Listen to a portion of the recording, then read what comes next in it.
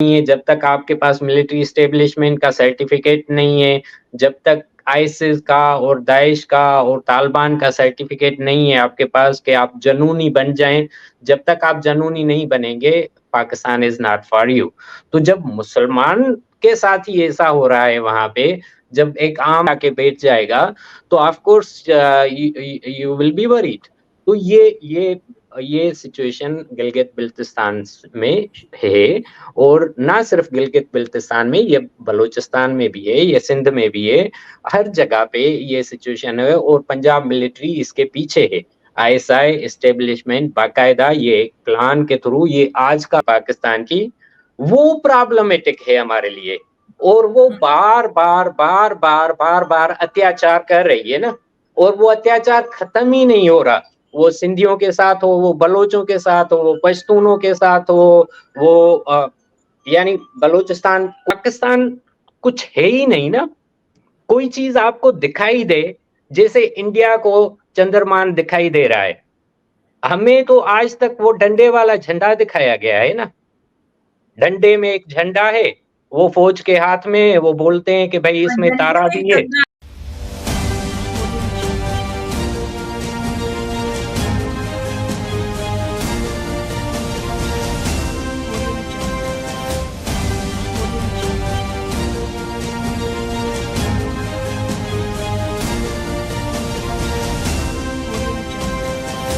नमस्कार दोस्तों, मैं हूं आपके साथ अंबर जैदी। स्वागत है आप सबका हमारे आज के खास कार्यक्रम इट्स डिबेटेबल में। और आज हमारे साथ खास मेहमान मौजूद हैं जफर सहीदो साहब। एक बार फिर से बहुत बहुत स्वागत है आपका। नमस्कार। नमस्कार, थैंक यू।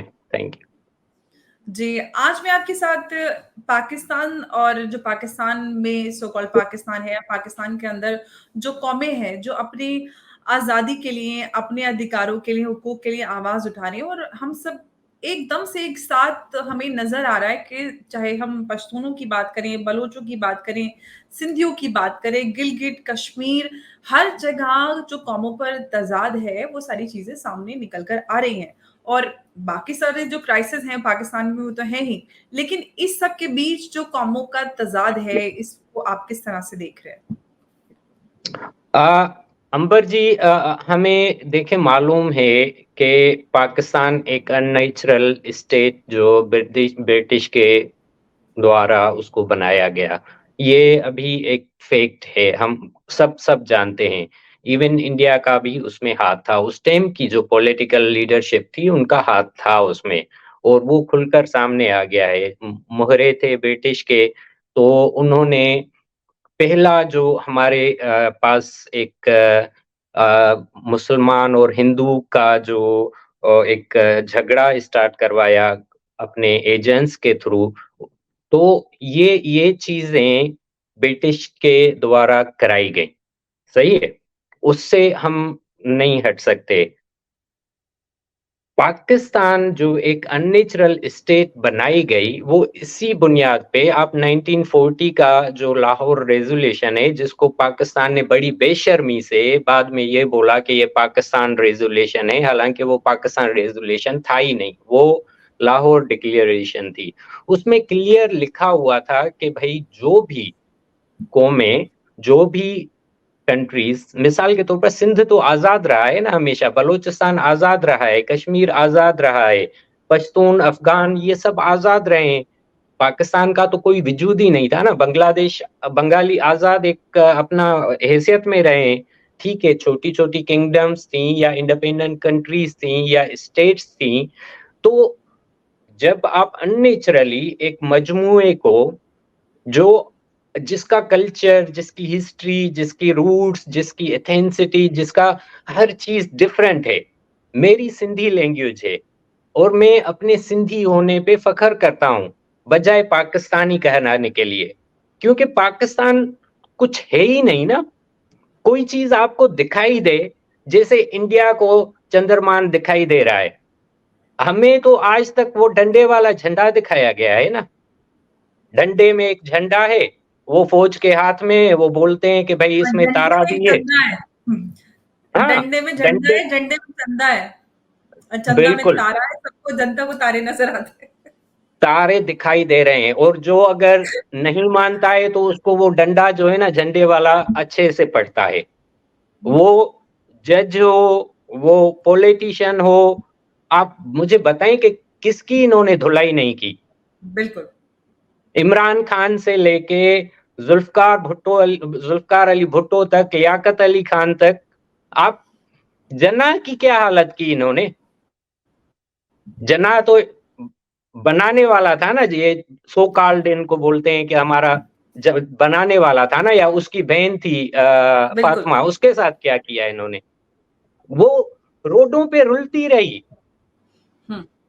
अपने भाई के, यानी एक बीमार आदमी जो पाकिस्तान बनाने वाला, उसको फादर ऑफ द नेशन बोलते हैं, उसको कोयटा से कराची हॉस्पिटल लेके आने के लिए एम्बुलेंस भेजी है जिसमें तेल नहीं है। तो एक ऐसी घटिया, यानी आप सोच सकते हैं कि बिजनेस है, ऑर्गेनाइजेशन है, मनी मैटर्स, इंटरेस्ट मैटर्स। तो ये जो कौमों का तजाद है ना, हमें सबको मालूम है। कश्मीर को 1947 में ऑक्यूपाइड किया गया, अटैक किया गया मुल्लाओं के दौरा, हम्म। इस्लामी तंजीमों के दौरा, और हम्म। मिलिट्री ने वहां पे अटैक किया। आप जी। देखें, अगर बलूचिस्तान को 1948 में पाकिस्तान एक बनने के एक साल पे बाद वहां पे अटैक किया गया। तो ये सभी चीजें हम जब देखते हैं, सिंध, या आप बांग्लादेश को देखें, बांग्लादेश ने वॉलंटरली ज्वाइन किया, ठीक है, पाकिस्तान को, कि भाई ठीक है, मुसलमानों के लिए कंट्री बन रही है और हम आपके साथ ज्वाइन हो रहे हैं। जमात वालों का दिमाग खराब हुआ था उस टाइम, और जमात वालों ने ये काम कर दिया, सही है।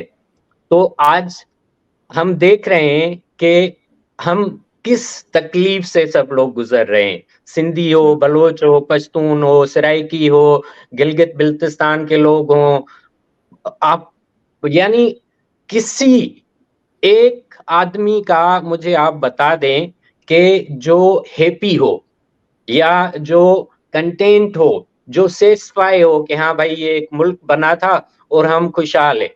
चलें, सिंधी, बलोच, पश्तूनों को आप छोड़ दें, सराइयों को छोड़ दें, सबको छोड़ दें, जो पंजाबी गरीब हैं, देखें, पंजाबी पूरा जो क्लास है ना, वो अमीर नहीं है। हम्म। पंजाबी, देखें, मुझे लफ्ज पंजाबी का कहने का इसीलिए कि मैं उनको एक कौम मानता हूँ। पंजाबी एक कौम है, उनकी हिस्ट्री है, उनका कल्चर है। वो अलग बात है कि उन्होंने अपनी जबान छोड़ दी, अपना कल्चर छोड़ दिया, अपनी रूट्स छोड़ दी, और वो इस्लाम के और इन रेडिकल, इस्लाम का भी मसला नहीं है, रेडिकलिज्म के तरफ चले गए। अच्छा, उससे बड़ी बात यह है कि जो 70% मिलिट्री है पाकिस्तान की, वो प्रॉब्लमेटिक है हमारे लिए, और वो बार बार बार बार बार बार अत्याचार कर रही है ना, और वो अत्याचार खत्म ही नहीं हो रहा। वो सिंधियों के साथ हो, वो बलोचों के साथ हो, वो पश्तूनों के साथ हो, वो यानी बलूचिस्तान को ऑक्यूपाई किया गया ना। तो ये जो डिफरेंसेस हैं, कभी हम सुनते हैं बांग्लादेश से कि भाई हमें अच्छा, अपना। जफर साहब, एक सवाल मेरा आपसे है। अभी रिसेंटली जो बलोच लिबरेशन आर्मी के कमांडर हैं, बशीर जेल बलोच, उन्होंने बलूचिस्तान को लेकर उन्होंने बयान दिया। उन्होंने कहा है कि बलूचिस्तान एक आजाद मुल्क था जिस पर पाकिस्तान की सेना ने कब्जा किया है, और उन्होंने ये चेतावनी दी है चाइना को और जो इंटरनेशनल पावर्स हैं उनको, कि वो बलूचिस्तान से दूर रहें। और उनका ये भी कहना है कि पाकिस्तान किस तरह से हमारे वसाइल को चुरा कर बेच रहा है, और ये हमारा मुल्क अलहदा था और इससे सब लोग दूर रहे। सवाल ये है कि आखिर बलूचिस्तान में या कहाँ, यहाँ पर क्या हो रहा है? ऐसा चाइना ऐसा क्या कर रहा है जो बीएलए इतना नाराज है, और इतना ज्यादा बलूचिस्तान में हमने देखा है। इनफैक्ट पिछले अगर एक साल की बात करें तो सबसे ज्यादा हमले इस साल में हुए और सबसे ज्यादा बलूचिस्तान में हुए हैं, आत्मघाती जो हमले हुए हैं। मैंने का जैसे मैंने जिक्र किया कि बलोच नेशन है, बलोच की अपनी हिस्ट्री है, उसका अपना कल्चर है, उसको ऑक्यूपाई किया गया था ना, कू किया गया था, वहां पे बाकायदा अटैक किया गया, बहुत सारे लोगों को मारा गया। उस टाइम जो किंग थे उनको एग्जाइल में जाना पड़ा, बलूचिस्तान के किंग थे, और उन्होंने बाकायदा ब्रिटिश से ये लेटर्स पड़े हुए हैं, पाकिस्तान में पड़े हुए हैं, ब्रिटिश म्यूजियम में पड़े हुए हैं, कि उन्होंने आखिर तक ये बोला कि भाई हमें, आपने बोला था कि आप इंडिपेंडेंट रहेंगे, आपकी मर्जी है, तो ये अभी पाकिस्तान ने हमारे ऊपर कब्जा किया है, हम इसको इलीगल मानते हैं। तो ये जो बलोचों का क्लेम है ना, वो वैलिड है, वो वैलिड सिर्फ लोगों के कहने के मुताबिक नहीं है। This is proved and these communications letters are still documented in British libraries and with the British government. अच्छा, यूएन में भी यही केस, ये जो जनीवा में उस टाइम के जो किंग थे बलूचिस्तान के, he was exiled in जनीवा in Europe, और तब भी उन्होंने यूनाइटेड नेशन में ये केस रखा था। तो ये बलोच जो अपनी आजादी की या ये जो क्लेम कर रहे हैं, वो कोई फेक नहीं है, it is written, it is witnessed.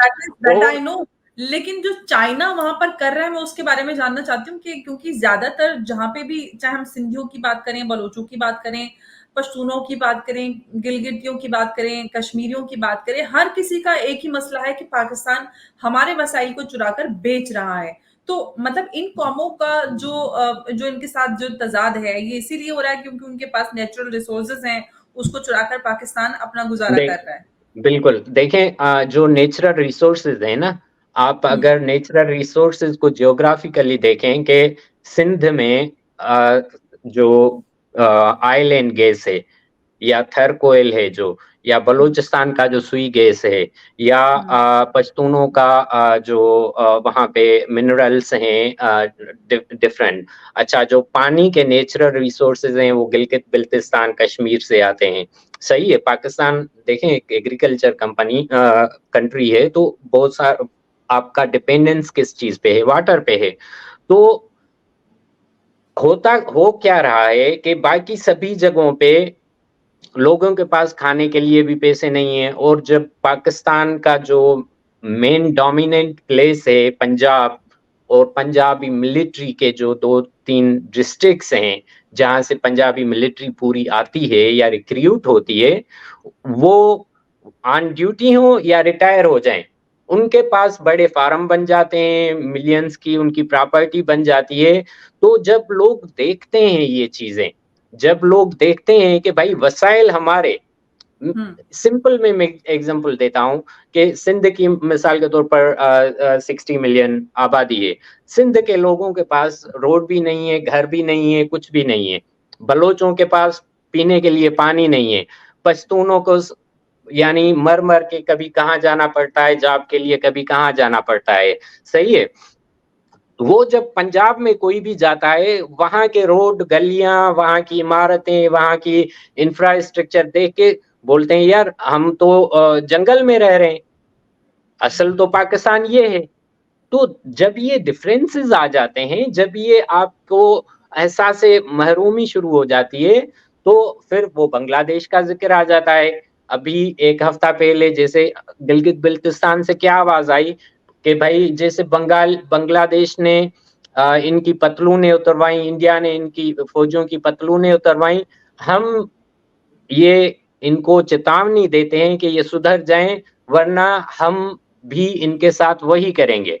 तो 1 महीना पहले बलूचिस्तान से भी यही आवाज आई, 2 महीने पहले पश्तूनों से भी, पीटीएम वालों से यही आवाजें आई कि भाई सुधर जाओ और न्यूट्रल बन जाओ, अगर नहीं है तो फिर आपकी यही हालत होगी। सिंध से भी हमेशा हम यही आवाज सुनते हैं कि भाई हमें आजादी चाहिए, हम और ज्यादा नहीं रह सकते।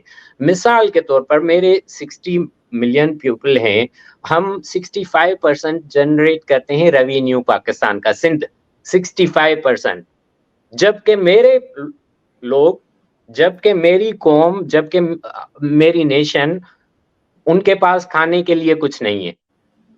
हमारे रिसोर्सेज पे, हमारे जनरेटेड जीडीपी पे, हमारे नेचुरल रिसोर्सेज पे पंजाब पढ़ रहा है, और पंजाब भी कौन पढ़ रहा है? मिलिट्री एस्टेब्लिशमेंट, के जो कैंटोनमेंट्स बने हुए हैं, जो बड़े-बड़े पैलेस बने हुए हैं, कोई अगर 70% जो मिलिट्री है वो पंजाब की है।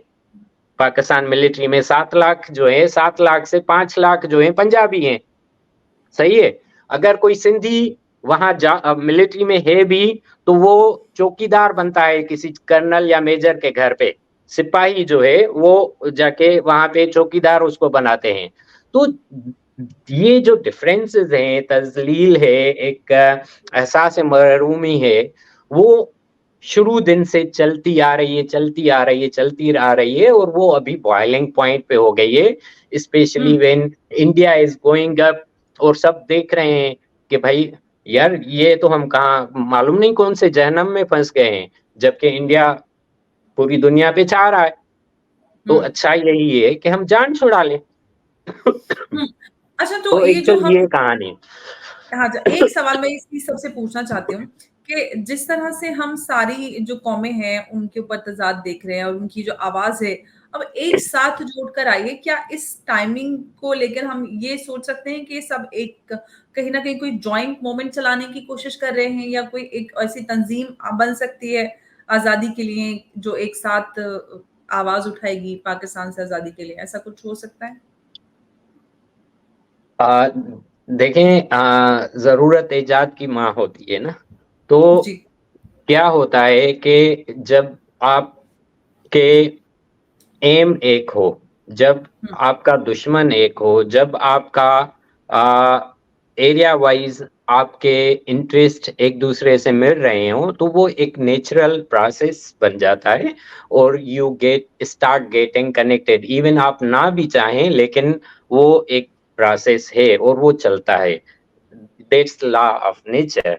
तो हुँ, ये आज की बात नहीं है। हम सिंधी, पश्तून, बलोच, मैंने यहाँ पे कितनी कॉन्फ्रेंसेस की हैं। मैंने अमेरिका में या यूरोप में जितने भी हमारे प्रोग्राम होते हैं, हम सिंधी, बलोच, पश्तून, कश्मीर, गिलगित-बिल्तिस्तान, हम लोग साथ होते हैं, और हम हुँ, सबका कनेक्शन है। लेकिन उसको प्रैक्टिकल में लाने के लिए वो तभी होगा जब जब जब इंटरनेशनल फोर्सेस जो हैं, वो चाहेंगी। अभी क्या है कि I think that point is not reached, ना इंडिया के लिए, ना वेस्टर्न पावर के लिए, वो अभी पॉइंट नहीं आई है, इसलिए they are not interested in these things, but ultimate result or answer will be that one, हुँ। और ये अच्छा, प्रोसेस आएगा, ये होगा। गिलगित-बल्तिस्तान की बात हमने की, अभी वहाँ पर काफ़ी बुरे हालात हैं। इनफैक्ट 3 दिन से तो इंटरनेट भी बंद है और सुन्नी शिया वहाँ पर हमें झगड़े सुनने के लिए मिल रहे हैं। इनफैक्ट वहाँ पे ये भी माँग उठ रही है कि कारगिल का रास्ता खोल दिया जाए ताकि हम लोग भारत में जा सकें।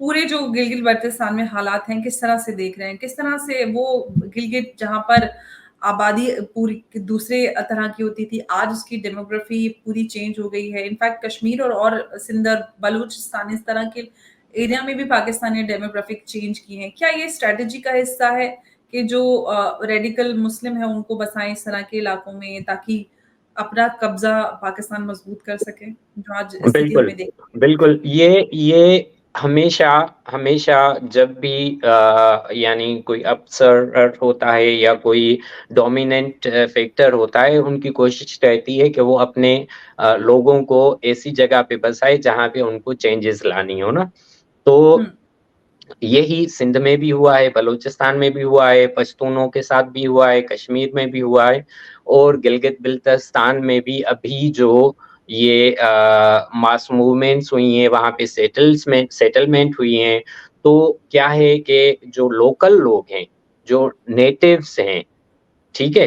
एथनिक ग्रुप हैं जो वहाँ पे, they um, are feeling insecure.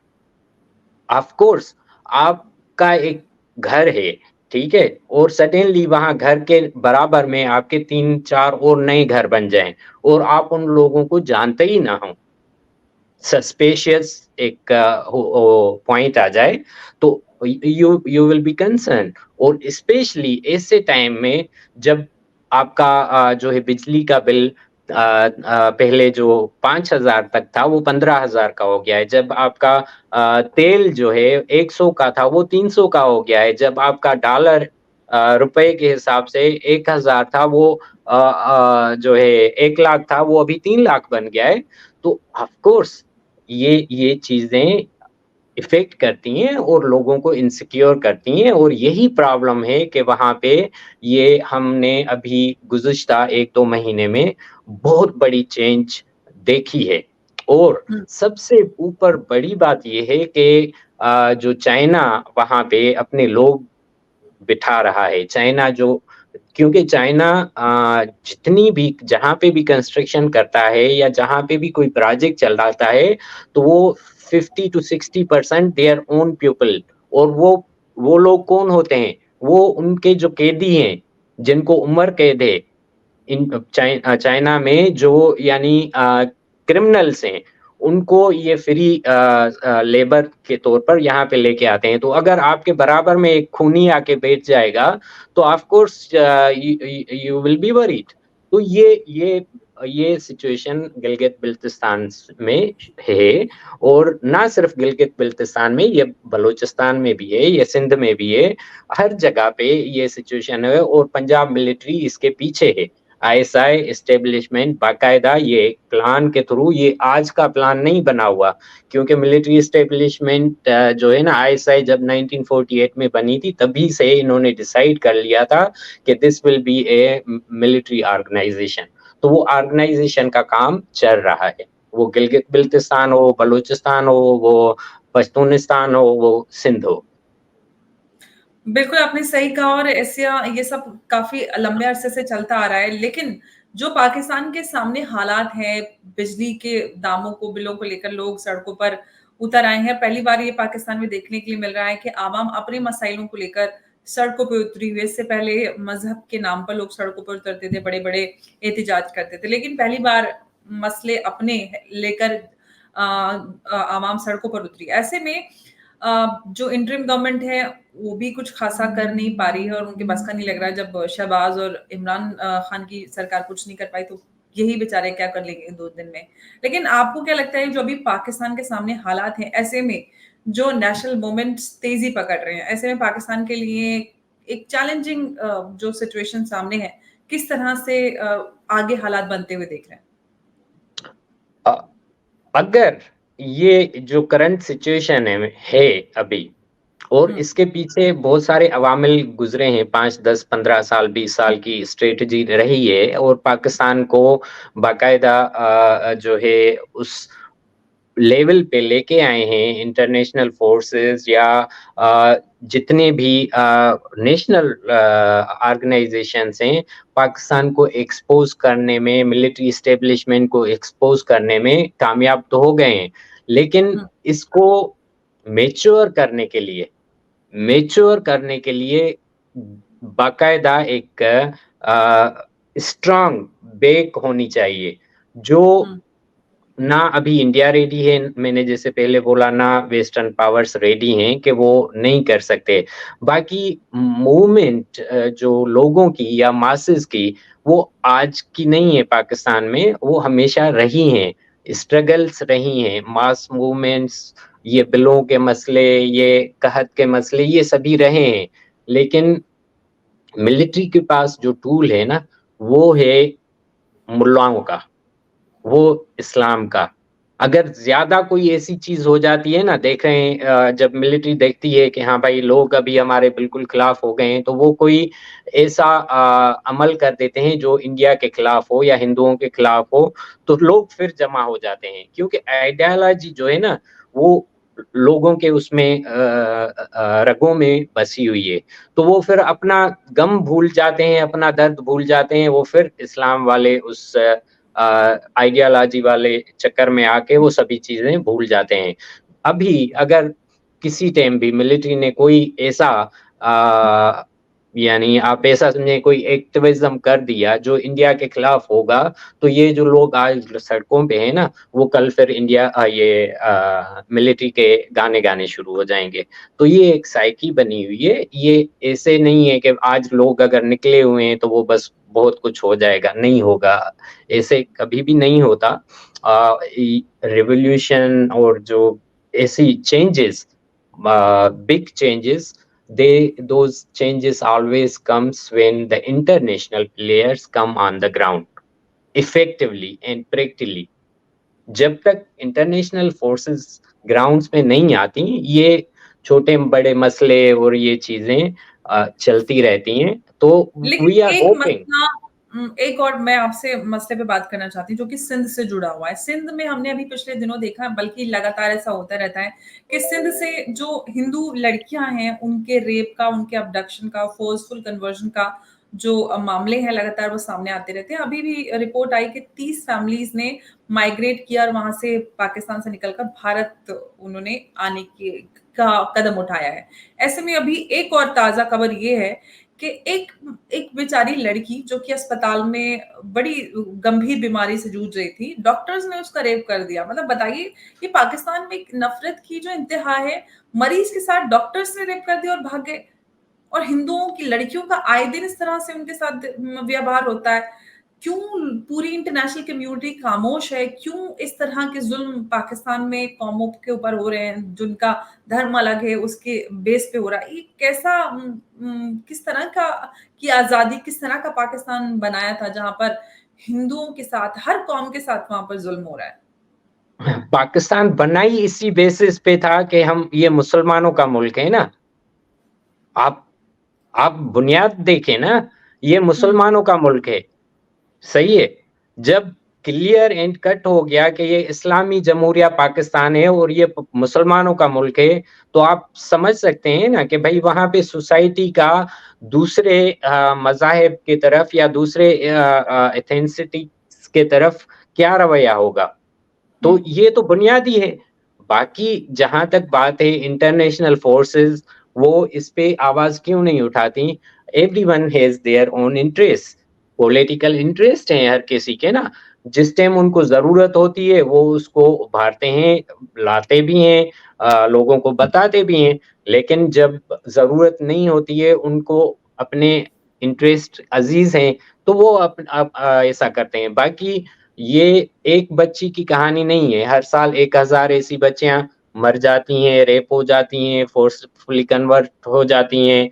United nation की रिपोर्ट है कि हर साल 10,000 फैमिलीज़ वहाँ से सिंध से हिंदुओं की निकल जाती हैं, या कादियानी हो या अहमदी कादियानी सेम बात है, या शिया हों या बोहरी हों, ये लोग वहाँ से निकल जाते हैं। इसी वजह से कि बाकायदा ये एक गवर्नमेंट का प्लान है, और गवर्नमेंट का प्लान क्या, पाकिस्तान बना ही इसी प्लान पे था कि ये मुसलमानों का मुल्क है। ओनली प्योर मुस्लिम्स, और प्योर मुस्लिम्स वो मेरे आबा-ओ-अजदाद, यानी अगर हम ज़्यादा 400-500 साल पहले जाएँ तो वो तो राजस्थान और हम राजपूत हैं। लेकिन जो बाद में मेरे फैमिली मुसलमान है, लेकिन अ, हम हमें यानी हमें मुसलमान सिंध के लोगों को तस्वर नहीं किया जाता, इसलिए नहीं किया जाता कि आप रेडिकल मुस्लिम नहीं हैं। जब तक आप रेडिकल मुस्लिम नहीं हैं, जब तक आपके पास मिलिट्री एस्टेब्लिशमेंट का सर्टिफ़िकेट नहीं है, जब तक आईसिस का और दाइश का और तालिबान का सर्टिफ़िकेट नहीं है आपके पास कि आप ज़नूनी बन जाएँ, जब तक आप ज़नूनी नहीं बनेंगे, Pakistan is not for you. तो जब मुसलमान के साथ ही ऐसा हो रहा है वहाँ पे, जब एक आम सेक्युलर मुसलमान को ही जो है गलत तस्वुर किया जाता है या आउट ऑफ क्राइटेरिया बोला जाता है, तो गैर मज़हब की तो क्या औकात बन जाती है ना। गैर मज़हब तो वो तो फिर एक क्रिश्चियन हो, हिंदू हो, कोई भी हो, तो वो तो बेचारा बकरी और भेल की तरह है ना उनके सामने। बिल्कुल, आपने सही कहा और यही होते हम आए दिन देखते हैं। क्रिश्चियंस के ऊपर जो मज़ालिम हुए, वो भी हमने देखे बीते दिनों। हिंदुओं पे तो लगातार होता ही रहता है, बाकी और जो लोग हैं, शिया हैं, कादियानी हैं, हर एक कौम के ऊपर, हर एक फ़िरके के ऊपर हम ज़ुल्म होते देखते हैं, लेकिन ये सब सिलसिला चलता आ रहा है। वही पाकिस्तान हमेशा भारत में मुसलमानों का मसला उठाता है, वो मुसलमान जो काफ़ी खुश भारत में रहते हैं। ख़ैर, बहुत-बहुत शुक्रिया ज़फ़र साहब चर्चा में जुड़ने के लिए और अहम मुद्दे पर आप हमारे साथ जुड़े और चर्चा की, उसके लिए आपका एक बार फिर से बहुत शुक्रिया। नमस्कार, जय Hind. Thank you, thank you, thank you.